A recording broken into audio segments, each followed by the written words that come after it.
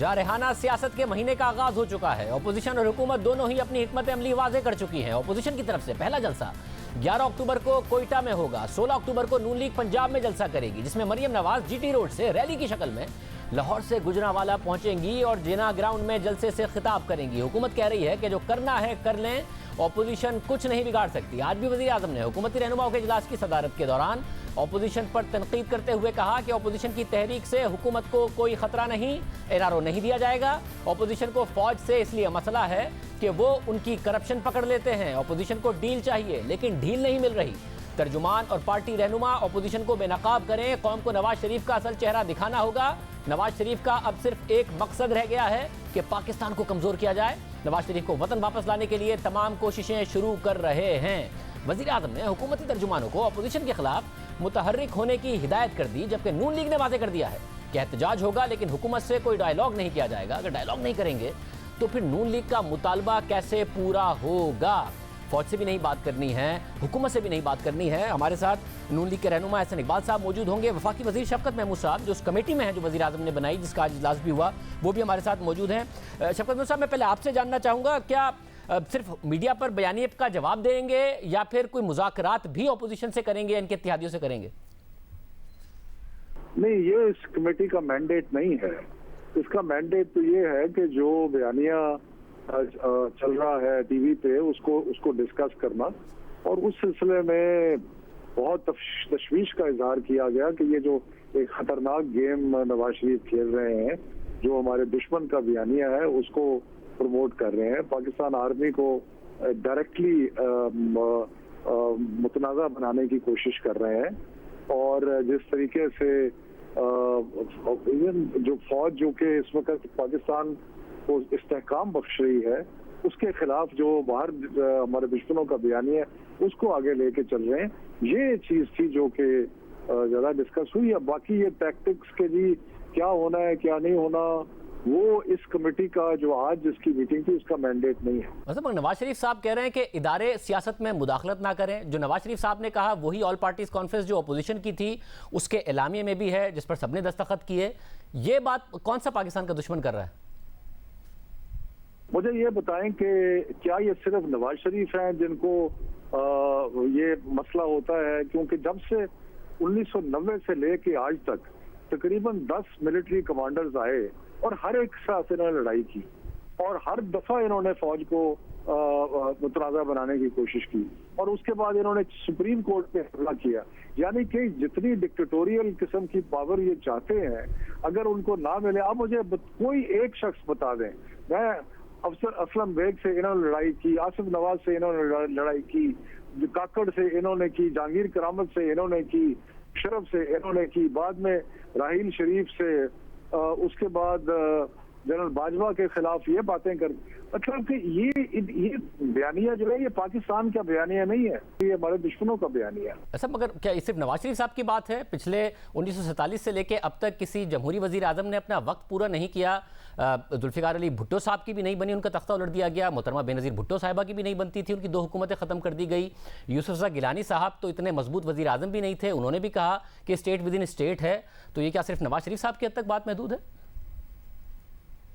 मोहतरमा बेनज़ीर भुट्टो साहबा की जब हुकूमत गई थी 96 में, उसका आर्मी के साथ या फौज के साथ या अदारों के साथ कोई ताल्लुक नहीं था। मुझे अच्छी तरह वो वक्त याद है।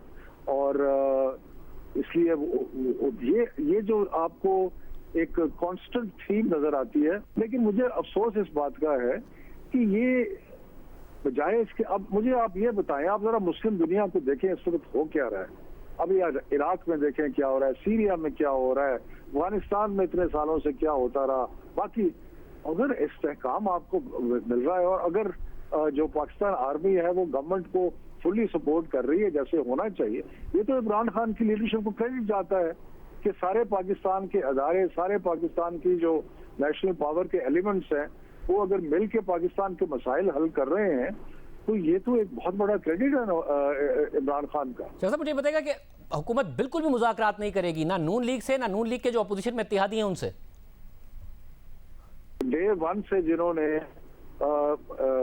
इमरान खान साहब की और पीटीआई की हुकूमत को तस्लीम नहीं किया, जिन्होंने थ्रू आउट ये कहा कि ये नाजायज हुकूमत है, और जो हुकूमत गिरा उनसे किस बात पर मुज़ाकरात किए गए। मतलब और शहबाज शरीफ गिरफ्तार हो गए, नवाज शरीफ साहब की तकारीर दिखाने पे पाबंदी लगा दी, मरियम नवाज के हवाले से भी कोई फैसला किया जाएगा? देखें जी, बात यह है कि नवाज शरीफ का इस वक्त मफरूर हैं। वो पाकिस्तान की अदालतें जो हैं वो कहीं उनकी रात की कुर्की हो रही है, कहीं उनके नाकाबिले जमानत वारंट गिरफ्तारी हैं, वो कन्विक्टेड हैं और उसके बाद अब्सकॉन्डर हैं। तो इसलिए जो पैमरा ने उस पर उनको ऑर्डर किया है वो इन वजूहात की बिना पे किया है। मरियम के बारे में कोई ऑर्डर पैमरा की तरफ से नहीं आया और इसलिए मेरा ख्याल है कि मरियम पर तो कोई पाबंदी नहीं है। बहुत शुक्रिया। शफकत महमूद साहब हमारे साथ मौजूद थे। सर इकबाल साहब, एक कंप्लीट डेडलॉक की सूरत हाल है। आप कह रहे हैं हुकूमत से बात नहीं करेंगे, हुकूमत कह रही है आपसे बात नहीं करेंगे, आप कह रहे हैं कि इदारों से भी कोई मुलाकात नहीं करनी है, बात नहीं करनी है और इदारे फासला इख्तियार कर रहे हैं, हुकूमत कह रही है आप इदारों के खिलाफ साजिश कर रहे हैं। ये तो कंप्लीट डेडलॉक है। रास्ता तो डायलॉग से ही निकलता है, तो कैसे रास्ता निकलेगा? जी देखिए शाहजेब, सबसे पहले तो अभी शफकत साहब कह रहे थे कि उन्हें फ़ौज की हमायत है, तमाम कौमी इदारों की हमायत है और ऐसी हमायत हासिल है जो पाकिस्तान की तारीख में किसी हुकूमत को हासिल नहीं रही। अगर ये हुकूमत इन सब इदारों की मुकम्मल तायीद और हमायत रखती है तो इसके बाद ये क्या वजह है कि 72 सालों में पाकिस्तान के अंदर चीनी 50 रुपए किलो हुई और इनके 2 सालों में 115 रुपए किलो हो गई।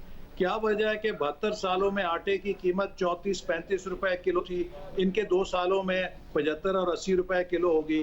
क्या वजह थी कि पाकिस्तान 2018 तक 5.8% से तरक्की कर रहा था, इनके 2 सालों में मईशत 6-6.5% क्रैश करके मनफी हो गई। सवाल यह है कि अगर इनको इतनी पीछे से ब्लोर्स लगे हुए हैं, हवा दे रहे हैं, अदलिया इनका साथ दे रही हो, एस्टैब्लिशमेंट साथ दे रही हो, मीडिया खामोश करा दिया गया हो, अपोजिशन बंद करा दी गई हो, तो मुल्क की मईशत का ये हाल होता है, महंगाई का ये हाल होता है, बेरोजगारी का ये हाल होता है, फिर तो ये कैसी हमायत है। और दूसरी बात यह है कि देखिए हमारा बयानिया दुश्मन का बयानिया नहीं है। क्या पाकिस्तान के दुश्मन पाकिस्तान को आइन के मुताबिक चलाने की बात कर रहे हैं? अगर ये बात की जाए कि पाकिस्तान में जो आइन के अंदर दर्ज है उसके मुताबिक हर इदारा काम करे, तो क्या ये हिंदुस्तान का बयानिया है या पाकिस्तान का? और तीसरी बात यह है कि नवाज शरीफ साहब ने फौज को सलूट किया है, अपनी तकरीर में सलूट किया है, मगर पता उन्होंने ये कहा है कि एस्टैब्लिशमेंट जो सियासत में मुदाखलत करती है उसका सिलसिला बंद होना चाहिए। और इन्होंने कहा कि हर चीफ के साथ झगड़ा होता है। मुझे बताइए, क्या फील्ड मार्शल अयूब खान के साथ भी नवाज शरीफ का झगड़ा हुआ था? क्या याहिया खान के साथ भी नवाज शरीफ का झगड़ा हुआ था? क्या जनरल ज़ियाउल-हक के साथ भी नवाज शरीफ का झगड़ा हुआ था? हमारे मुल्क का एक स्ट्रक्चरल प्रॉब्लम है, मगर उस स्ट्रक्चर ये वक्त आ गया है कि इसको हम एड्रेस करें। मगर सिकबाल साहब, उस स्ट्रक्चरल प्रॉब्लम को एड्रेस करने के लिए जो गिलगित बल्तिस्तान पर एपीसी हुई, जिसमें आर्मी चीफ ने, आप भी मौजूद थे, आर्मी चीफ ने कहा कि जी सियासी क़यादत करे फैसले, हम हट जाएंगे बिल्कुल साइड में, इलेक्शन में भी हम नहीं आएंगे, सियासी तो आप लोग आपस में बैठ के फैसले करेंगे ना। अगर आपको ये मुदाखलत खत्म करनी है, जब आर्मी चीफ ने खुद ने भी कहा कि मुदाखलत नहीं करना चाहते, अब आप लोग आपस में नहीं बात कर रहे हैं, तो ये मुदाखलत कैसे खत्म होगी? देखिए ना, इसका दोष तो अपोजिशन को नहीं है। अपोजिशन ने तो हर वक्त हुकूमत के साथ बैठ के बातचीत की है, चाहे जब इंडिया ने line of control air space violate की थी, चाहे कश्मीर के ऊपर जब भारत ने उसकी एनेक्सेशन कर ली। हुकूमत इस वक्त इस मोड में है, वो कहती है हमने नहीं बैठना। वो किसी इंक्लूसिव गवर्नेंस की सलाहियत को जाहिर कर चुके हैं, नहीं रखते हैं। तो अब आप मुझे बताइए कि फिर किसके साथ हम अमेरिका या यूरोप के किसी मुल्क की क़यादत के साथ बात करेंगे? मगर आप जब अस्करी क़यादत के साथ भी नहीं बात करेंगे, हुकूमत के साथ भी नहीं बात करेंगे, और आप हुकूमत को गिरा भी नहीं पाएंगे ना, पार्लियामेंट के अंदर सड़कों का भी एक्सपीरियंस आपको पता है, तो फिर ये डेडलॉक है ना। इसका हल क्या, आपकी तहरीक का क्या एंड रिजल्ट है? इसका डेडलॉक मैं समझता हूँ, मेरी जाती राय है, और ये जब मैं जेल में था उस वक्त मैंने मजमून भी लिखा था कि चेयरमैन सेनेट को लीड लेनी चाहिए, चूंकि कौमी असेंबली के स्पीकर तो अपनी साख खो चुके हैं और सेनेट एक फेडरेशन का इदारा है। और देखिए इस वक्त पाकिस्तान उस मुकाम पे आ गया है कि हमें एक नेशनल डायलॉग की जरूरत है among all the stakeholders, which includes politicians, bureaucrats, जजेस, जनरल्स, प्राइवेट सेक्टर, मीडिया। ये सब पाकिस्तान के 73 के आइन के रोशनी में उसको बेंचमार्क बना के कोड ऑफ कॉन्डक्ट बनाए। जो पाकिस्तान में एक डेकेड ऑफ स्टेबिलिटी पैदा करे। इसके अलावा कोई और रास्ता नहीं है। और ऐसा अगर इकबाल हम साहब, ये कराने के लिए आपको लगता है कि आपका कारकुन बड़ी तादाद में बाहर निकलेगा? जाहिर है वजीर आजम कह रहे हैं कि मुझे पता है कि किस तरीके से एहतजाज होते हैं, किस तरीके से स्ट्रीट प्रोटेस्ट होता है। आपको लगता है कि आप इतना लोगों को निकाल पाएंगे सड़कों पर कि हुकूमत पर या इदारों पर कोई दबाव डाल पाए? जी, जितने लोग हमारे साथ आएंगे या जो मुस्तकबिल है, आप उसकी सबसे बड़ी निशानी तो देख रहे हैं कि हुकूमत की सफ़ों में कितनी बौखलाहट है। और वज़ीर आज़म साहब हमें गिरफ्तारियों की धमकियां दे रहे हैं। एक एक दफ़ा तो हम सब गिरफ्तारियां भुगत चुके हैं, लेकिन आइंदा भी अगर ये करेंगे तो उससे अवाम की आवाज़ तो नहीं दबा सकते। आज करोड़ों मजदूर, किसान, आम आदमी, मिडिल क्लास, वो इस महंगाई के अंदर इस हुकूमत की जो मिस गवर्नेंस है उसके बोझ तले दब रहे हैं। बिजली के बिल, गैस के बिल कहाँ चले गए हैं। तो लिहाजा अभी भी मैं रास्ते में जहाँ खड़ा होकर ये प्रोग्राम रिकॉर्ड कर रहा हूँ, रास्ते जो बाहर चौकीदार थे, जो दूसरे लोग थे, सब ने मुझे कहा कि जनाब इनसे कब जान छुड़ा रहे हैं। अब तो सबसे पॉपुलर सवाल यही है पाकिस्तान का, जो मिलता है वो हमें ये दोष देता है कि आप इनसे जान नहीं छुड़ा रहे, हमारी जल्दी जान छुड़ाएं। बहुत शुक्रिया। हसन इकबाल साहब हमारे साथ मौजूद थे।